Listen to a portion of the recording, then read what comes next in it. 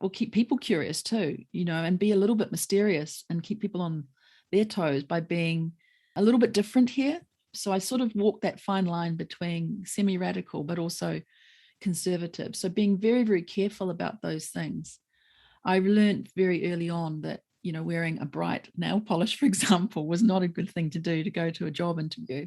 So I don't do that. But outside of those places where you really have to be conservative, I can show my true self and be more vibrant. So I think that would be quite key, is knowing where you can step out and encourage others to be curious and do different things that are a bit more mysterious, but also keep up with the etiquette where you have to as well. こんにちは皆さん。ビジネスサクセスジャパンのポッドキャストへようこそ。Hello everyone and welcome to the Business Success Japan podcast. This is your host, Lydia Buchelman. This podcast is for individuals who want to develop and strengthen the communication skills and mindsets that are essential for a Japanese business environment. The helpful, practical suggestions and engaging insights offered here provide listeners with the in-depth cultural context needed to achieve their own version of success while collaborating with Japanese counterparts. In today's episode, I'm delighted to share a conversation that I had with Catherine O'Connell. Catherine is a bilingual, in-house legal counsel experienced lawyer operating a boutique law firm in Tokyo. She provides legal counsel solutions for a wide range of clients, big and small, and also hosts her own podcast, Lawyer on Air. She has a wide range of experiences, certifications, and awards, so be sure to check her out and follow her on LinkedIn to learn even more. But before we get to hear from Catherine, I want to take a moment to go over a little bit of Japanese. In the previous episode, I introduced the common phrase, shikata ga nai. Shi-ka-ta ga nai. Shikata ga nai. Shikata means roughly way or method, and nai means not or non-existing. So this phrase can mean more or less, there's nothing that can be done, there's no use, or even it can't be helped. Another common phrase is shoganai, which essentially means the same thing. And in keeping with today's guest, I want to introduce the word be-n-go-shi. Be-n-go-shi. Ben-go-shi. Ben-go-shi is the Japanese word for a lawyer or attorney, which is pretty straightforward. But be sure to check out the kanji that make up this word in the description of the episode if you're curious. Thank you so much for sharing your time today, Catherine. This has been a conversation that's been a long time in the making, so I'm really excited to finally get the chance to sit down and speak with you about it. Great. Thank you very much. Could you tell us a little bit more about who you are and what you do? Yeah, so I'm originally from New Zealand, and for those of you who have been to New Zealand or know New Zealanders, we call ourselves Kiwis. Law is actually my second career. My first career was in tourism, and I became a Japanese-speaking tour guide in New Zealand after I graduated from a 2-year language course in Japanese, and that was straight after leaving high school. So I used to take Japanese tourists around New Zealand, and every day was such an adventure. I rode jet boats, I skied on my days off, I landed on glaciers, and I did all sorts of things like showing tourists the Southern Cross constellation amongst the sparkling Milky Way. All of these are wonderful things. That was my first proper job. And then I left tourism and went to university at the University of Canterbury in Christchurch, New Zealand, and I did a double major in Japanese and law. Researching about laws and justice system while I was a tour guide actually got me quite interested in the law.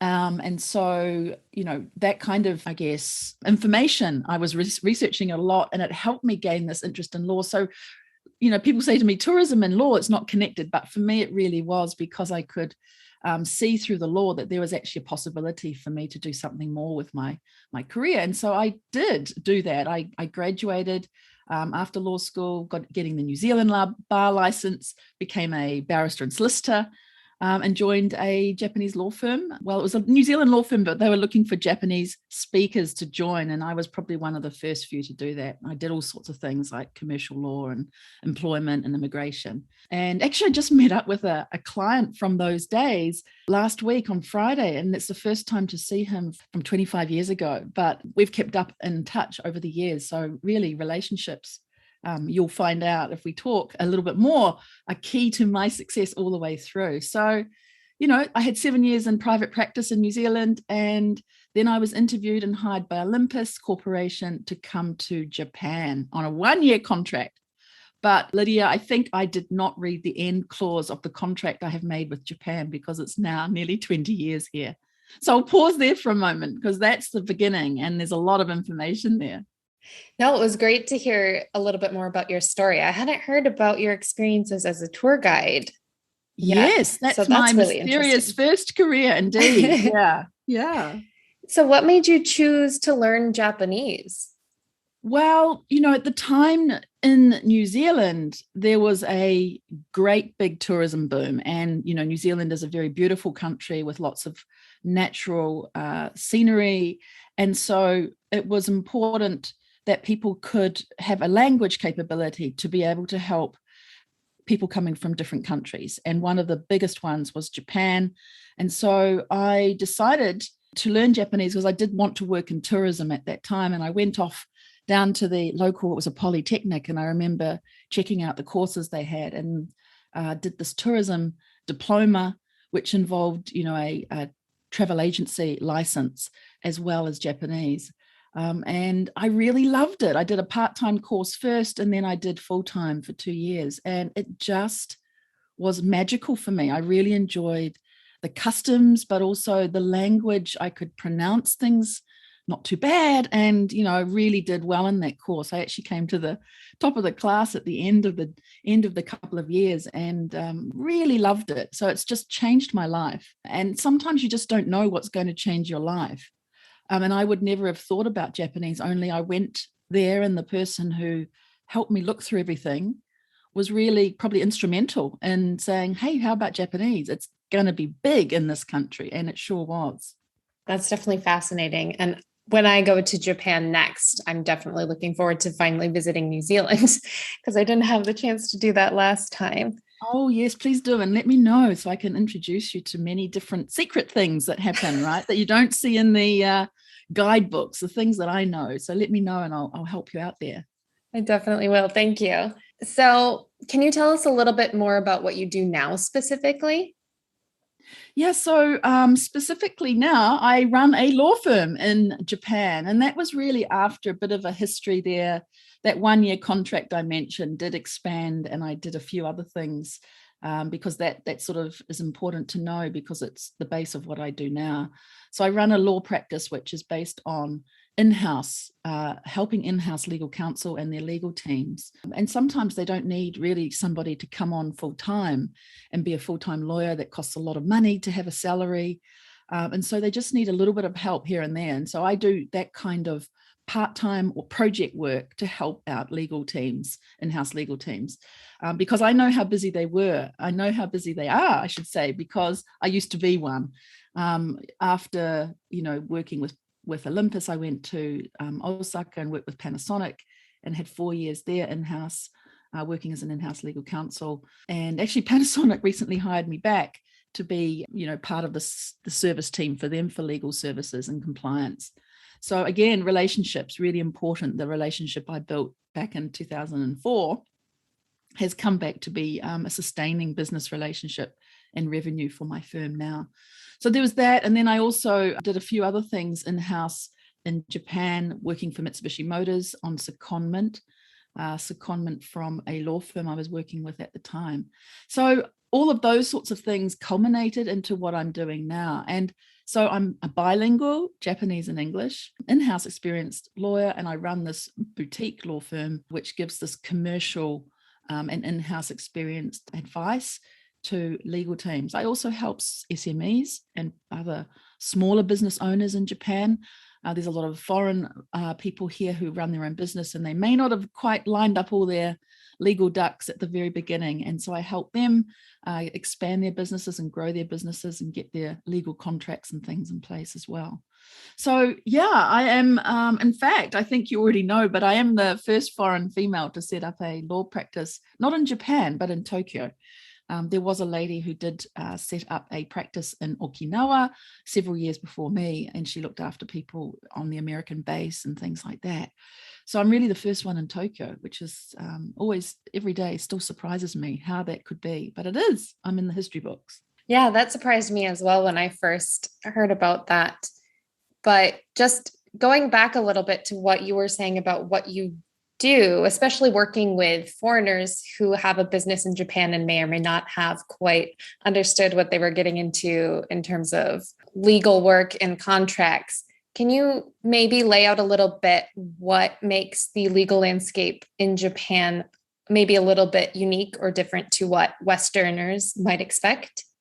Yeah, I think because perhaps people have the base of thinking about law and lawyers and the system on what they are used to or where they've come from. And Japan has far less lawyers than, say, the American system, for example. Japan has just over 42,000 lawyers. And so, a bundle of those are female lawyers. There's about 8,000 registered female lawyers, so about 19%. And out of that too, there are another 430 odd, 436 to be exact, registered foreign lawyers. And I'm a registered foreign lawyer. So there's a lot of different kinds of lawyers in Japan. And I think probably that's not as well known about Japan and its legal system. Most other countries perhaps have lawyers who do litigation or commercial work or employment law divided up in that way. But Japan has different actual varieties of lawyers. So you have foreign lawyers who can really practice in foreign law. You have Japanese lawyers who be-n-go-shi, who can do Japanese law, of course, litigation, etc. But there's a whole other range of lawyers as well. Judicial scriveners called gyosei-shoshi, administrative scriveners, shihoshoshi, civil law notaries, patent attorneys, and then also some people throw in, these others that are land and house investigators and certified social insurance and labor consultants as well into the mix. So there's a lot of different kinds of lawyers, and we can't do each other's work. We're separated, almost siloed in terms of the practice areas, but we also very much collaborate across the silos because you can't do one area of work without collaborating with somebody else. There's no way that you can set up a business and then help people with their contracts for their business all in one. So I can't do all of that myself. To set up a business in Japan, I use and advise and give people information about those scriveners I talked about. One of those scriveners can help you with setting up the business. And then once they've set up the business, I can help with some of the contracts and other things related to the business. So Japan very much divides up those people who can do law, who are registered to do law, in separate areas. It's quite distinct and very, very important that people know that about coming to Japan. The other thing about Japan is it's a civil law legal system. So it's based on codified law. There is the Constitution, and then there is the 5 major codes, law codes: civil code, civil procedure, criminal procedure, and commercial. And all of those together, including the Constitution, form the 6 codes, the roppo.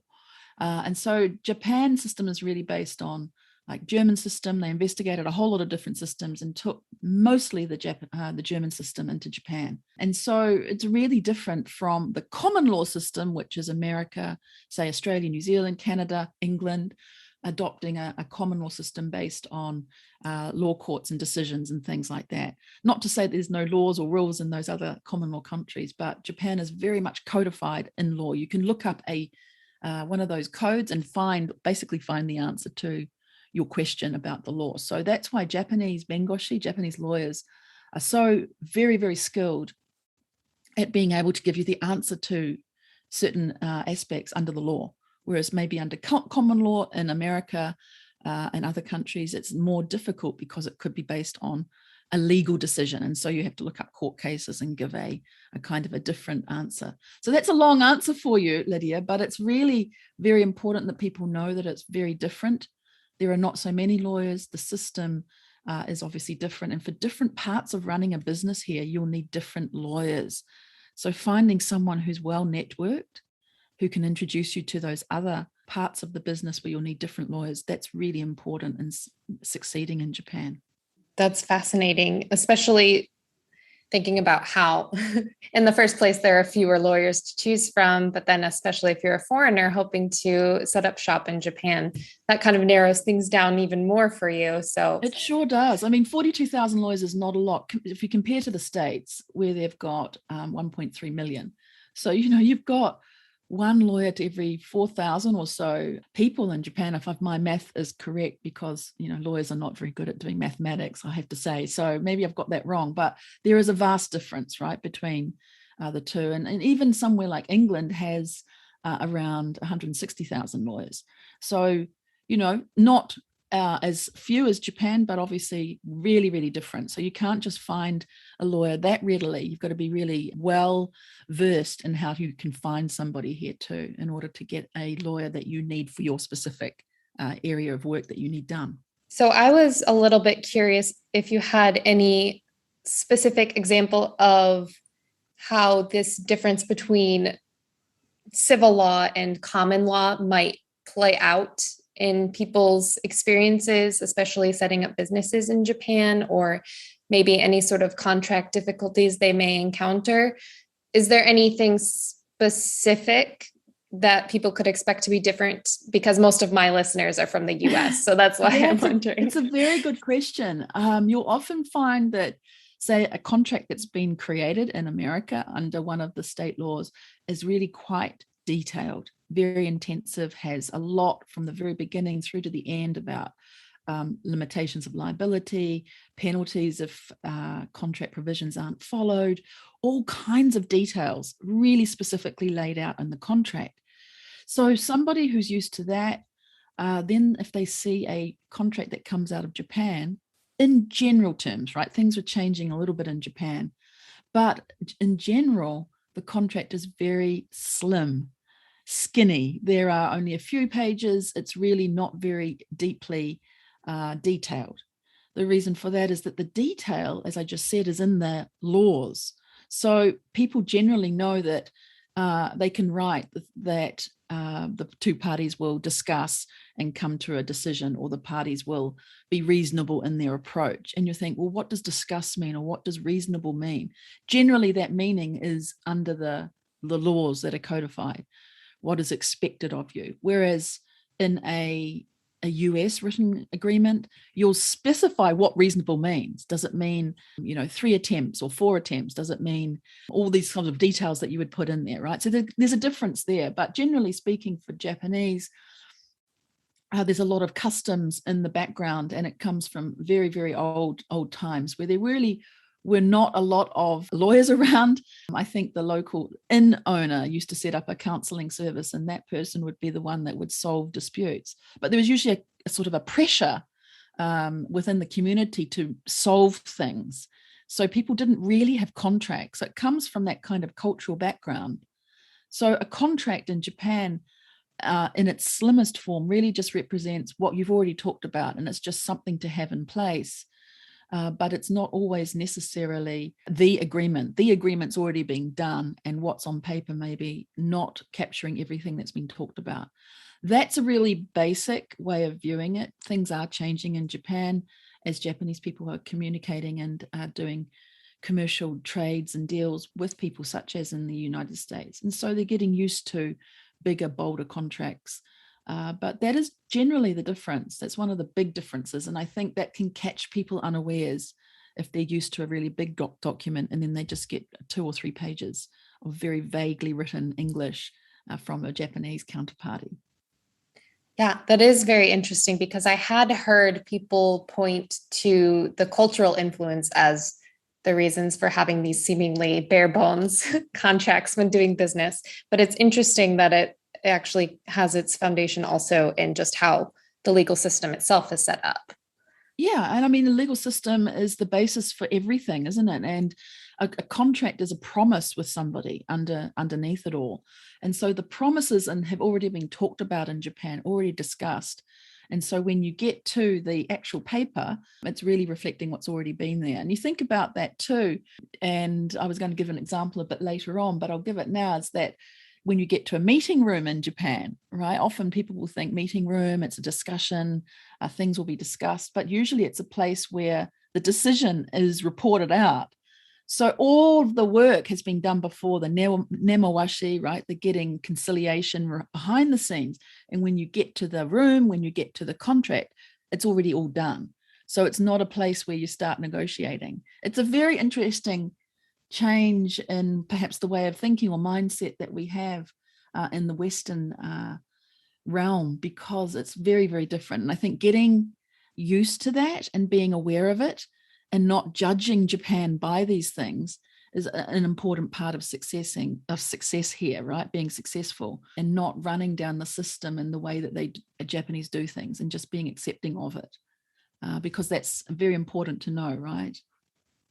Mm-hmm. Awareness is definitely the most important first step in most things, but it's doubly true in Japan. Yeah, most definitely.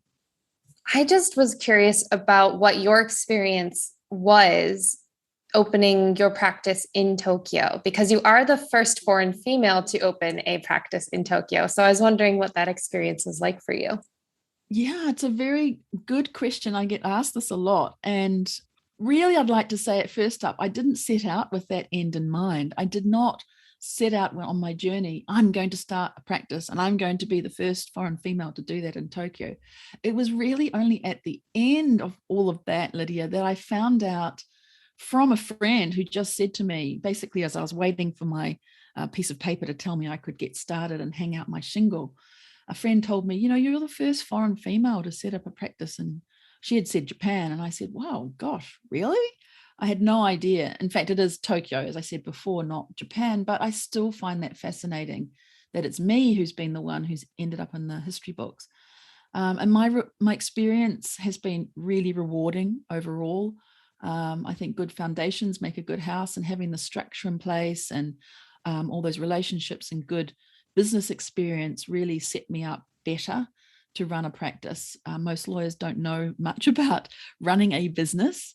We learn the law, we deliver our understanding of the law to help people, but we don't normally know how to run a business. So I think my in-house experience in seeing businesses being run and dealing with different departments in the company, finance, HR, supply chain, logistics, sales and marketing, it kind of gave me a little bit more of an insight to set up my business. I didn't know everything, and certainly there's a lot of learning on the job, but that was really fundamental for me. And also, I think, having a lot of curiosity has helped me, being quite self-reflective, knowing where I don't have all of the capability and asking people for help.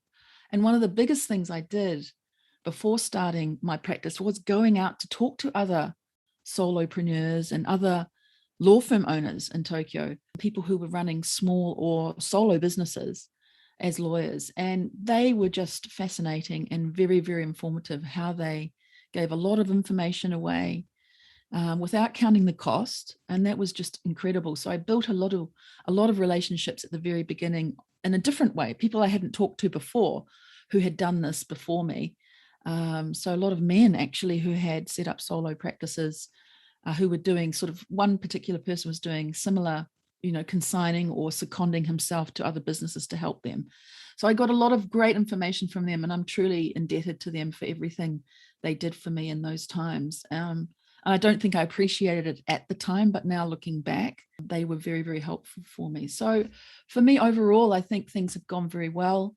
Of course, business was down in 2020 on 2019, but 2021 looks to be my best revenue year yet. And I think it's just building upon the fantastic foundations I've had with people supporting me.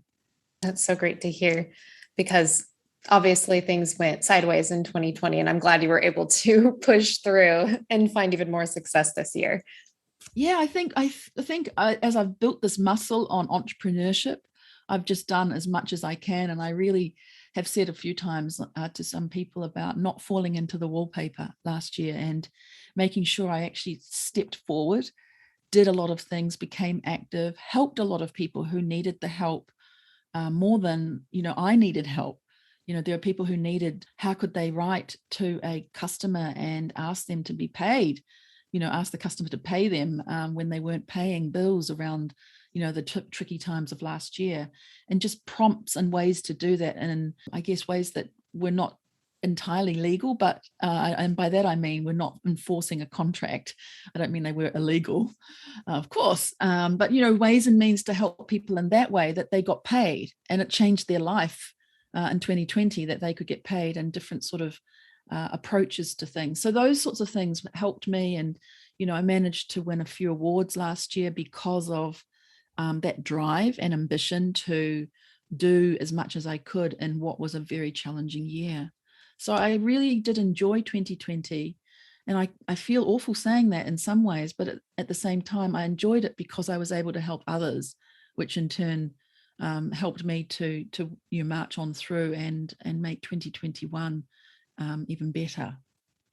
Mm-hmm. And it's definitely a testament to you that your impulse in such a difficult time was to see what you could do to help other people. Yeah, I think it's just in this situation, I think it's changed a lot of people to be like that. And I don't think it's me. I've seen that from many people, that they've turned it around and said, what can I do to be of support to others in this time? And I think that's going to have lasting effect and lasting benefits, not only for that person, but for the world in general. Hopefully, as people continue and don't lose the fact that people do need support and help in many different ways. And this is just one way of doing it. Right. If a global pandemic has taught us anything, it's that we're a lot more interconnected than we like to think of ourselves. We sure are borderless, right? Really, in many, many ways. Mm-hmm, definitely. So just before we move on, I was curious if there was anything that you learned just setting up your own small business that maybe you hadn't even been aware of working in-house in other companies. Was there anything that caught you off guard or surprised you? I think the thing that caught me off was just how much paperwork is involved in setting up a business and how long it takes. And that really frustrated me at the very beginning. It really did, because even dealing with paperwork as I do, it was still a very big challenge when it was thrust upon me. So I have more understanding about that for other clients now when they have to set up and they complain about the amount of paperwork. I now have an affinity for that. So I think that was one thing. But at the same time, I think that amount of paperwork actually is a bit of a test of your tenacity.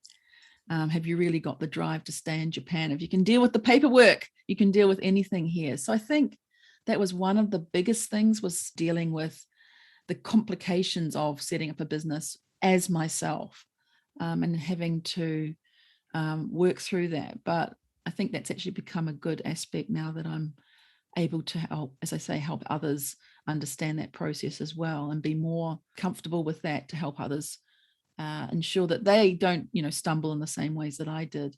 I think the other thing that was hard about setting up was the bank account situation. It really is a thing that hasn't changed in Japan for, I would say, centuries since banks were set up. You still can't set up a bank account online, or if you want to do, tricky transactions, sometimes you have to actually go to the bank, the front counter, and do things there. So that becomes a bit of a problem. It's a bit of a deterrent for Japan that the bank system is still so ancient. Bits and pieces are changing over time, but it is still quite a frustrating process as well. So really those sort of administrative things were the things that were hardest for me. The other thing I would say that's not administrative would be people's reactions to setting up a business. Sometimes there was quite a bit of reaction of, why would you leave a great, comfortable, high-paying job and go and do things by yourself? Isn't that crazy? So reactions from people and dealing with those, which I did find very difficult at the beginning. You sort of think, you start to have some self-doubt. Is it really me? Am I not seen as someone who can do that? And working out ways in which you can handle those sorts of pushbacks from people. And I think one of the things that's really helped here is having an executive coach who also guided me through ways to deal with when people have those sorts of reactions. And at the end of the day, you actually find out that it's more about the other person and their risk levels than it is about your actual ability to run a business. So those things are a few things there, administrative and sort of personal, that sort of challenged me at the very beginning. So what was the why that drove you from moving from that nice in-house secure position? to Well, setting up shop on your own? yeah, that's a good question, because I think, what's the leap? But during that time when I was head of legal and APAC for an American subsidiary of a company here in Japan. And during the time I was there, I was really running the legal department by myself with one other staff member. And that staff member went away for another job. And I was left sort of doing everything, carrying everything. I got a little bit of help, but basically I was doing everything myself. And at that time I thought, why can't I get somebody in to help me out who could be a lawyer and just come in a few days a week, or just help me with some of these other things that I can't do or are really tricky to do. I can do them, but they take me a lot of time. So that's where I guess the seed was planted. How can I be that person, that lawyer that can go in and help businesses in that kind of way and relieve that frustration that a solo general counsel or a solo person running a legal department in a business has? So that's where it came from. So when I had been with this company for a number of years, I sort of thought, well, it's either now or never. And I was having a significant birthday as well. And so things sort of culminated that I was having this birthday, you only live once, life is too short, why not now? And then also just backing myself. I've done all of this. Why can I not do this? Why not try? And I thought, if it didn't succeed, what would be the worst thing that happened? I mean, really, what would be the worst thing? It would be going and trying another employed lawyer job. And that's not a bad thing, right? So the worst scenario was not really the worst. It was a good thing. So there weren't any downsides. I had savings when I left the company I was at. We had paid into a retirement system. So I got a retirement fund that helped me through that first year while I was waiting for the paperwork. So there was a lot there that sort of enabled me, financial backing, the real spirit within that I backed myself and I could do it, the experience that I had, and being able to push away the naysayers with the support that I had from other people, especially the executive coach. The support sounds like it was really the key to being able to go off and do what you actually wanted to do instead of staying where it was more comfortable.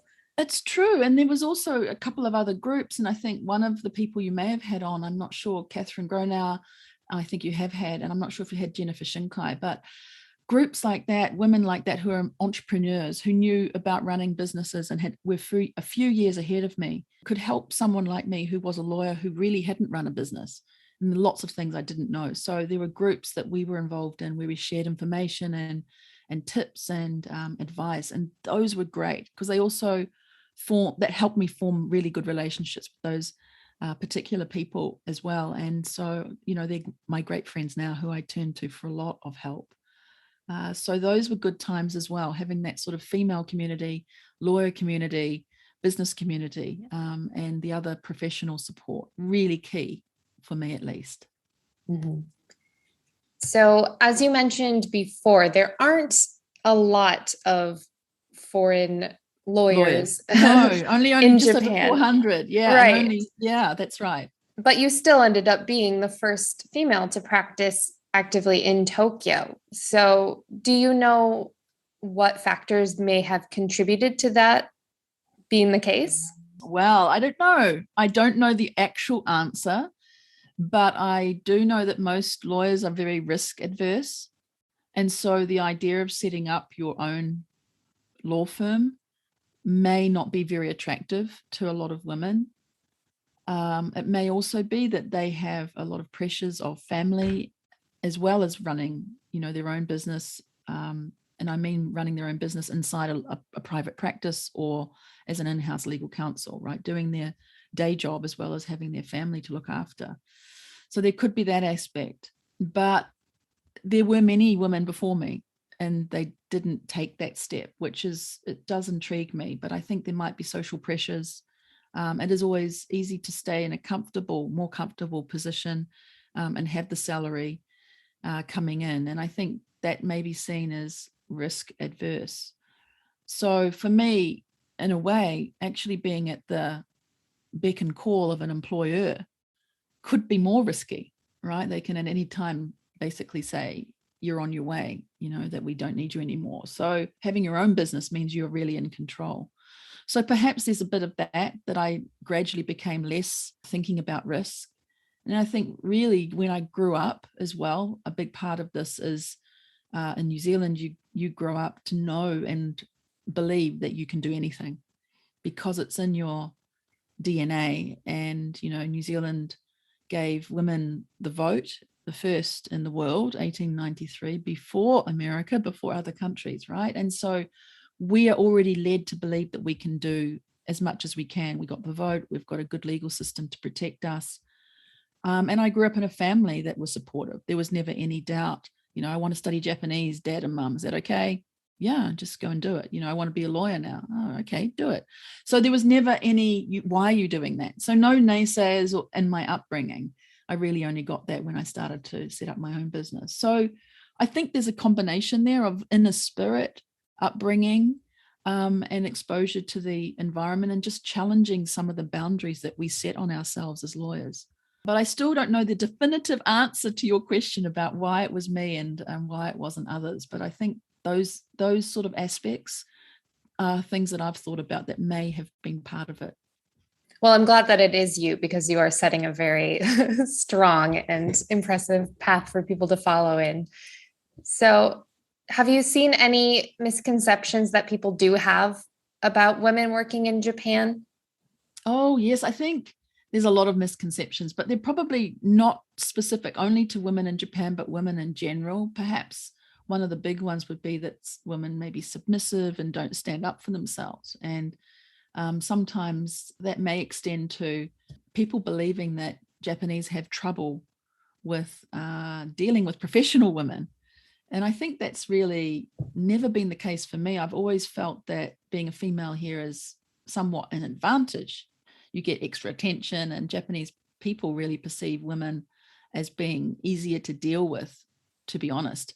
And most of the positions I've had, they've been very laden with men working with me, engineers or people working in the business teams. But I've never been treated with disrespect in Japan amongst those business people. They really treated me very, very well. And I think that comes from, when you're being introduced, people know what you've done, your credibility, your background, which is very important. And I guess that means you get a rank that's properly understood and you're given the appropriate treatment for the job that you've got. So I recommend that people really know where you've come from and who you are. The other thing I would say is sometimes you hear a misconception that female executives or females don't support other women. And as I've just told you, I think that's a complete myth. Throughout my career, and even as I said, launching my business, most of the supportive people in my life have been other women. Maybe there's also a misconception that women are too emotional about business, but I actually think bringing out that empathy thread does make you a better person in business than not letting emotion come into the way that you do work. And of course, there's different places and time for showing emotion or embracing emotion. And I guess the last one would be, I often hear that women are just less ambitious than men, especially women in Japan or Japanese women get labeled with that. And sure, there are more male leaders at the top of successful companies in Japan, but that's not because women lack ambition. I think there's been plenty of studies to show that women are actually better at goal setting than men. And goal setting, of course, is one major aspect of ambition. But I do think that women can be incredibly driven and really, really ambitious, but it may not just be in pursuit of financial gain. And that may be why people are thinking that women are less ambitious if it's not for financial gain. Women are told that ambition is not really socially acceptable or it's not very socially appealing. So maybe that's a perception that we have, but it doesn't mean that, enjoying your work or having that empathy, for example, means that we're any less ambitious than men. It's just a different kind of ambition. So those would be a few I see happening in Japan. Yeah, thank you for highlighting those for us.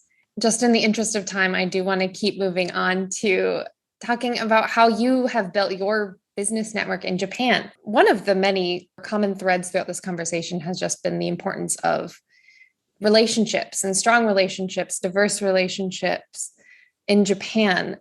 But the idea of going out and networking when you first get off the airplane in Haneda or wherever you happen to land in Japan. That just seems very overwhelming, to say the least.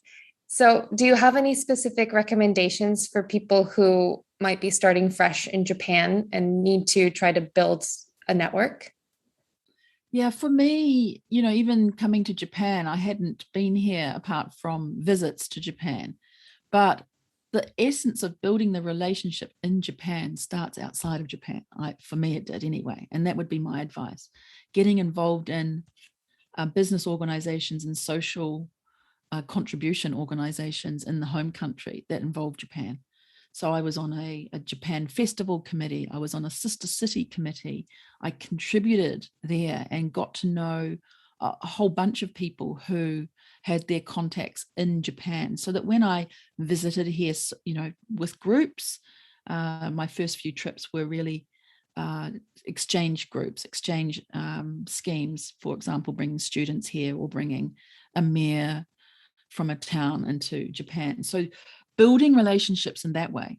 So I think once you arrive in Japan, if you haven't already got your contacts, I'm kind of wondering why you're here in the first place. And I don't mean to be disrespectful for anyone who's arrived out of Haneda or Narita with no contacts, but I wonder why. Because I don't think I would go into the States or France or anywhere where my native language was not English. And I'm not saying America is not native English, it is, but I'm talking about France or other countries in Europe without having some sort of roots already in there in some way. I think it would be far too difficult. So my advice would be to get in communities before you arrive. If you happen to not do it and you arrive in Japan, then seeking out communities here. There's a lot now, more than there were when I arrived 19 years ago.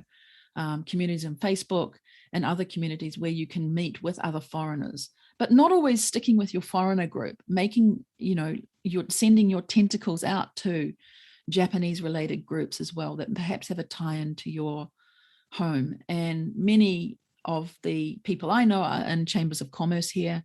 Maybe in the States, they may not be as active, but in Japan, they certainly are. And so joining your country's chamber of commerce is a massively good way of meeting business contacts. There's all business people in those groups. And so building your community there. And once you meet people, is not just getting a business card or scanning their QR code, as is done more often now than an actual business card, but continuing to deepen the relationship with them, keeping in touch.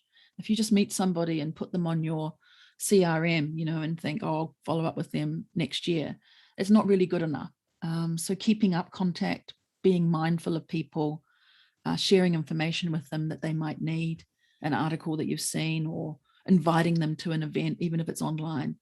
So investing in that relationship, not just a network where you throw a net over people, right? You do build a relationship. That's really key. So I hope that's helpful for some people who are listening. I definitely think that's helpful. As far as my listeners, most of them are younger professionals. So kind of hearing how you can find and develop those relationships is definitely an important reminder. Sure. And I think also just knowing a lot about the customs in Japan, they really are quite different. Communication being one thing. Japanese will leave a lot of, not even finish a sentence, for example. They'll leave a lot to your imagination. And so knowing what the silence means, or knowing what hasn't been communicated that is actually being communicated non-verbally, really very key here. If you expect everything to be said to you and told to you, it's not going to happen so much here. So there's a really important to have that understanding to help communication, because as we know, communication is everything in order to get on with people and build relationships and businesses. Yeah, it will be a little bit difficult if you expect everybody to communicate the same way as you did back in the United States, where it's notoriously low context culture. You literally say everything all the time. So exactly. Japan is very high context. So you do need to be really conscious of that. Completely different. So how did you kind of build that awareness? Did that come over time for you, or was it more of an intentional learning process? I think the latter, more intentional learning, exactly learning the Japanese language, really, unlike English language, which I think is grammatically based and you have sentence structure. Japan and Japanese language is very much based in culture. So when you're learning the language, you're also learning different aspects of the culture. And so from, back in when it was 1986, I think it was, I started learning Japanese. From there and just building up on that, there's still so many things I learn. But that's one of the things I would say. It's an investment. It takes 3 times longer to learn Japanese language. I've heard this week a script language than it does other languages. So you need to invest in the learning of a language. I think here especially, I don't think I would have stayed in Japan as long as I have without the language. That's for sure. I definitely agree that you learn so much more about the culture by learning the language as well. Some people have the impression that you can kind of bypass that and just study the culture, but I do think that they go best hand in hand. Yeah, they're so interwoven. I really do think so. You can have a lot of people help you with the language if you're not so good at it. But I really think an investment in Japan requires you to have a good language grasp. Can you tell us a little bit more about your overall experience as a non-traditional worker in Japan? I've heard of experiences from other people who've tried to build their small businesses or tried to work as freelancers. And I know that there can be some challenges unique to Japan in that area. Yeah, I think overall for me, maybe I'm an exception, but even being a non-traditional worker here, I think my overall impression and experience in Japan has been positive and it has been rewarding. But I think it's because of that investment in time early days to ensure that I had a good grasp of language, that I was a human first before being a lawyer.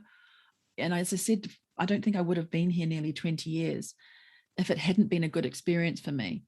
But it's good to keep people curious too, and be a little bit mysterious and keep people on their toes by being a little bit different here. So I'm different in many ways. I look different. I come from New Zealand, not a country where there's a lot more foreigners, the States being one. And I toe the line, but I'm still very conservative. So I sort of walk that fine line between semi-radical, but also conservative. So being very, very careful about those things. I learned very early on that, wearing a bright nail polish, for example, was not a good thing to do to go to a job interview. So I don't do that. But outside of those places where you really have to be conservative, I can show my true self and be more vibrant. So I think that would be quite key, is knowing where you can step out and be more active and encourage others to be curious and do different things that are a bit more mysterious, but also keep up with the etiquette where you have to as well. Mm-hmm. Yeah. So I wish I had a bad story to tell you to make your podcast more interesting. But my experience here has been good, but I think it's that investment. And like most things, if you invest in the time, and it is an investment, that it will reap rewards for you later on with the success that comes with it. I'm glad that you don't have a bad story to share. That's also good to hear. I'm not saying that there hasn't been bad times, moving jobs and having people's impressions of you. That's always something you're going to deal with. And there are times where it's been lonely and there are times where it's been sad and I miss my family and all those things. That's the very human experience of being in any foreign country. But there's always something around the corner. I have found there's always some way to get past that. And that's been my overall experience of being in Japan. And I absolutely love being here. Mm-hmm. So as somebody who's been able to establish a life in Japan, you've been there for over 20 years. How do you maintain that curiosity, that mindset? Oh, that's such a good question. I think I just try to embrace that every single day. And that may sound corny, but it's really looking for something that's a bit different or going down a rabbit hole and researching something or finding out something different. And just being interested in other people. And I think we're online a lot these days and making sure that, when you start a meeting, you're actually finding out about people. And it always takes me down curious rabbit holes to find out more about people. And I think if we're not doing that now during this pandemic, we won't be doing it at all. So just being actively thinking about curiosity and having it as a sort of mantra in the way that I do things. I think that's really key for me, is keeping it front of mind. Yeah, and I can see how it would be more of a practice. It's something that you have to intentionally cultivate and maintain. Certainly. I mean, curiosity doesn't just grow on trees. And so you do have to be very active and have it front of mind to be thinking about it each day. When you're meeting with people, what's the interesting question you can ask them that will draw out something about them that you didn't know? And I think that's great. And as you know, I have my own podcast, Lawyer on Air, and part of that curiosity is, can I run a podcast? Can I be, again, the first lawyer in Japan to run and be a host of a podcast? Yes, I can. And so that is also helping me really develop more curiosity about the guests that I have on. And sometimes they think they're not very interesting, but being able to approach the podcast in a way that enables them to come out of their shells and also show how interesting they are, I think that develops curiosity amongst the listeners as well, which reflects back on me. So that's been something else I think that's been fantastic to bring out more of the curiosity within myself. Definitely. And I'm also a listener of your podcast, even though I'm not a lawyer. Thank you. Not especially familiar with the lifestyles and struggles of lawyers particularly, but I do really resonate with the stories that a lot of your guests share in terms of managing their careers, working in different cultural contexts. It's definitely something that applies well beyond just working in law. Exactly. Thank you. There's so many people who've said that, and I really appreciate that you're listening. A lot of people who are not lawyers, who are outside of law, and women, and also men. There's a lot of men who are providing feedback to me that they're listening in and really enjoying it. And that just is so heartwarming. I love that it's gone beyond the center that I had planned for the podcast. It's really fantastic. And I can also resonate as a fellow podcaster that being a podcaster just allows you to grow in your own curiosity, grow in your own ability to learn about other people, to maintain that interest in other people, because it can be so easy, at least for me, it can be a little bit easy to fall into my own shell and be too concerned about what's going on in my own life. So being able to explore other people's lives and pick their brains, even if it's just for an hour, is definitely invaluable in my experience. Oh, it so is. And your podcast is amazing. And you've got such a variety of people there. So I think anyone listening to any of your episodes can pick out one or two or three things that they can take into their own life, no matter what kind of person you're interviewing. We can all learn something from everyone. Sure can. I just was curious if you had any examples in your life, either in work or just in day-to-day activities, of a communication breakdown due to differences in culture in Japan. Oh, there's so many. That's such a hard question, but there's some real basic ones. There's the way that Japanese will respond to you when you ask questions. I understand doesn't always mean you understand, or yes, I agree, maybe not said so directly. So people may say yes in a meeting, but they don't really mean yes. It could mean I'm just listening to you. I understand what you're saying. So being really careful around those things. There was one I heard recently. Someone was saying, and I don't know how they were going to London, but anyway, they were saying, I'll be in London by July 15th. This is obviously a few months ago, but this confusion with by and until. I think the person meant that they would be in London until July 15th, but it's taken from the underlying Japanese, made and made ni, and that kind of preposition can get you in trouble. So clarifying what people mean is very important. And also sometimes Japanese will say to you, you had better attend that meeting. Had better is taught in schools, I believe, to mean something better than should, more polite than should. So had better can sound like a bit of a warning or a threat to us. You had better attend that meeting means, oh, you should attend that meeting. And that has a different implication, right? So being very careful as the international business person on what those mean, those sorts of mistakes or interpretations. Yeah, I think those are a few, but being very, very careful about them because the way of communicating is not always the same. So verifying with someone who's maybe been in Japan a bit longer could be helpful, or reconfirming with the other person. And sometimes, as we know, the no contact from somebody also means they mean no. So pushing the envelope on, you haven't replied. Why haven't you replied? Sometimes a no reply is actually your reply. So being very careful about those things. Yeah, there's some to be aware of in communication breakdown. Mm-hmm. So if you were chatting with somebody who is going to Japan for business and they unfortunately didn't have time to study the language, they didn't have time to learn about the culture more deeply, what would you advise them to learn ahead of time before they get to Japan? I think you'd have to learn a few cultural aspects that I've talked about, a few greetings at least. I mentioned business cards. Again, these days, people are meeting a lot online and even exchanging business cards here. There's a little bit of hesitancy now with the business card because of COVID-19. And so, popping a QR code on your card is really good, or having the digital business card set up and being ready to do that very, very quickly. And not have to search for it. Where is it on your iPhone? Where is it? Having that already ready and being very savvy about that. And I guess you can perhaps let people know in advance that you're going to be not having business cards and you'll be doing everything digitally. It always letting people know in advance is always a good thing to do. So not making people feel surprised or putting them, in a position where they're a little bit more embarrassed and they don't have a digital card, for example.